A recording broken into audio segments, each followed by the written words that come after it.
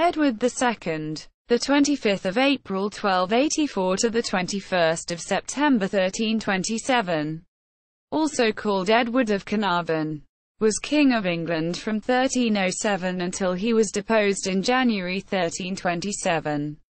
The fourth son of Edward I, Edward became the heir apparent to the throne following the death of his older brother Alphonso.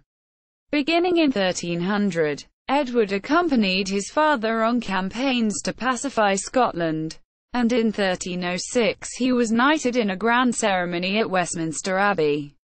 Edward succeeded to the throne in 1307. Following his father's death, in 1308, he married Isabella of France, the daughter of the powerful King Philip IV.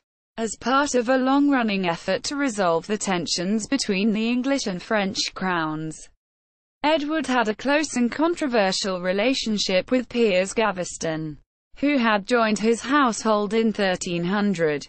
The precise nature of Edward and Gaveston's relationship is uncertain. They may have been friends, lovers or sworn brothers. Gaveston's arrogance and power as Edward's favourite provoked discontent both among the barons and the French royal family, and Edward was forced to exile him. On Gaveston's return, the barons pressured the king into agreeing to wide-ranging reforms called the Ordinances of 1311. The newly empowered barons banished Gaveston, to which Edward responded by revoking the reforms and recalling his favourite, led by Edward's cousin, the Earl of Lancaster.